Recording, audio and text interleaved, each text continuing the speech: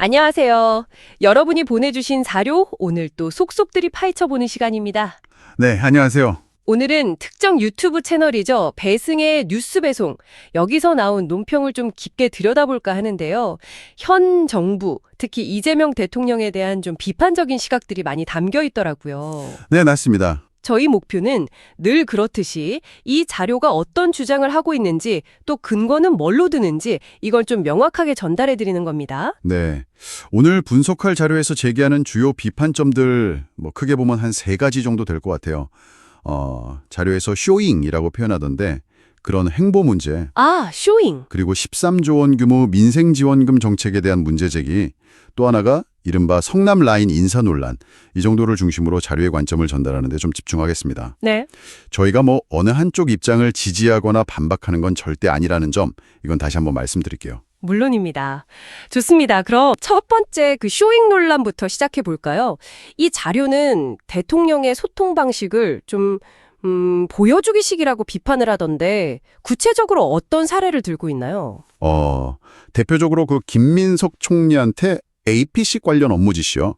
이걸 개인 SNS, 그러니까 X죠, 그 트위터, 이걸로 공개적으로 주고받았다. 이 점을 딱 꼽고 있고요. 아, SNS로요? 공개적으로. 네, 그리고 또 소비 진작시킨다는 명분으로 삼겹살집 저녁 식사 일정을 사전에 공개한 거. 네. 거기서 또 대통령이 직접 소맥을 이렇게 타주는 모습까지 공개된 점, 이런 것들을 근거로 들고 있어요. 아, 대통령 외부 일정을 미리 공개하는 거는 그건 좀 이례적인 경우 아닌가요? 보통 경호 문제도 있고 해서. 그렇죠.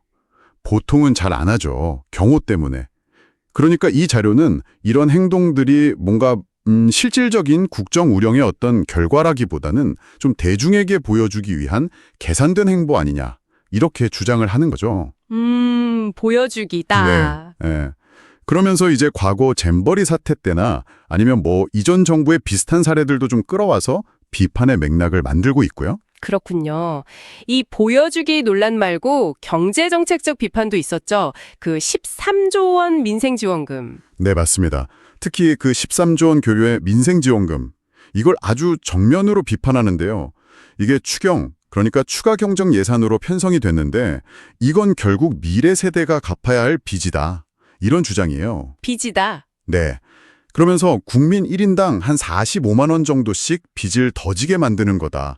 이렇게 구체적인 액수까지 제시하더라고요. 1인당 45만 원이요?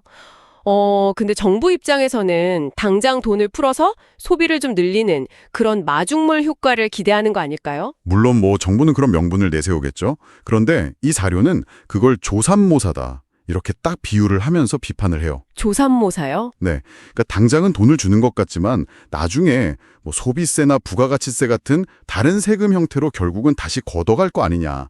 그러니까 이건 국민을 기만하는 거다. 이런 논리인 거죠. 아, 당장은 좋지만 결국은 같다는 거군요. 그래서 조삼모사. 네, 그런 맥락으로 비판하고 있습니다. 알겠습니다.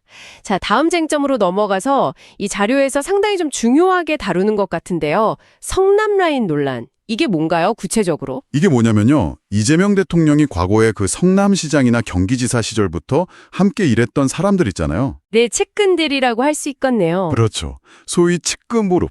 이 인사들이 현재 대통령실의 아주 핵심적인 요직, 자료에서는 이걸 문고리 권력이라고 표현하던데 이런 자리를 다 장악하고 있다. 이런 주장이에요. 문고리 권력. 이름도 거론되나요? 네. 구체적으로 김현지 총무비서관, 김용채 인사비서관, 또 김남준 제1부속실장, 이런 이름들을 직접 언급하고 있습니다. 이런 인사 방식이 그럼 왜 문제라고 보는 거죠? 그냥 같이 일했던 사람 쓰는 게 그럴 수도 있는 거 아닌가? 그 자료의 시각은 이게 너무 사적 인연에 기반한 인사다. 이 점을 지적하는 겁니다. 아, 사적 인연? 네.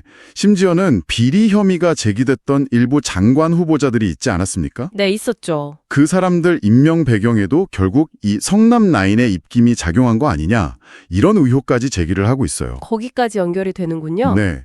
그리고 예전에 그 김현지 비서관이 검찰 출석 요구 받았을 때 전쟁입니다, 이렇게 문자 메시지 보낸 거 기억나시죠? 네, 그게 좀 논란이 됐었죠. 그 사례를 들면서 이게 바로 성남 라인의 어떤 좀 폐쇄적인 그런 집단적 사고방식을 보여주는 거다. 이렇게 해석을 하기도 하고요. 그러면서 이전 정부의 검찰 라인 비판이랑 비교하기도 하는 거군요. 맞습니다. 딱 그 지점이에요.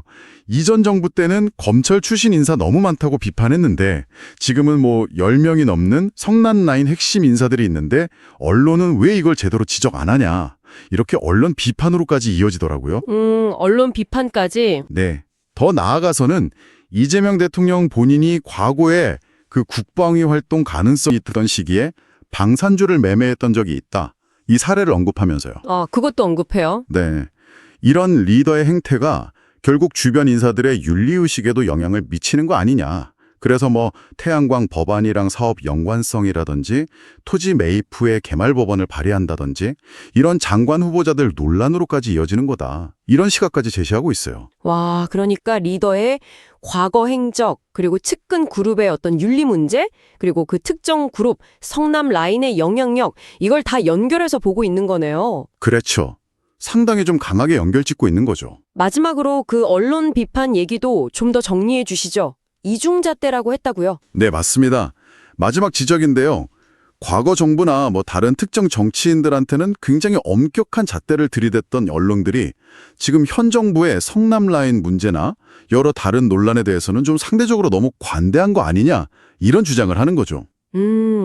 그래서 이 자료는 결론적으로 정치 관련 보도를 볼 때는 항상 좀 비판적인 시각을 가지고 균형 있게 판단해야 한다. 이걸 아주 강조하고 있습니다. 네, 알겠습니다. 자, 오늘 저희는 여러분이 제공해 주신 유튜브 채널 배승희 뉴스 배송의 논평 내용을 중심으로 현 정부에 대한 몇 가지 주요 비판 지점들을 한번 쭉 살펴봤습니다. 네. 뭐 대통령의 소통 방식, 이걸 쇼잉이라고 표현한 부분, 그리고 민생지원금 정책의 실효성이나 재원 문제, 또 성남 라인이라고 불리는 인사 시스템에 대한 의혹들, 이런 내용들이었죠. 다시 한번 강조하지만 이건 저희의 주장이 아니라 해당 자료의 주장들을 정리해드린 겁니다. 네, 맞습니다. 이 자료의 어떤 핵심적인 문제의식이라고 할까요? 그건 결국 리더십의 스타일, 그리고 그 주변 그룹의 영향력이 국정운영 전반, 특히 뭐 인사라든지 정책 결정 과정에 어떻게 좀 투영되고 있는가, 여기에 좀 맞춰져 있는 것 같습니다. 네. 특히 리더의 과거 행적, 아까 말씀드린 뭐 방산주 투자 같은 거요. 그리고 현재 그 측근 그룹, 성남 라인의 윤리적인 문제들, 그리고 이들의 영향력 사이의 어떤 연관성, 이걸 굉장히 강하게 지적하고 있다는 점이 좀 인상 깊었습니다. 그러네요. 네, 여러분께서도 오늘 저희가 다른 내용을 바탕으로 이 사안을 또 어떤 다른 관점에서 볼 수 있을지 한번 좀 곱씹어 볼 만한 그런 지점들을 찾으셨기를 바랍니다. 네, 오늘 분석은 여기까지 하겠습니다. 감사합니다. 감사합니다.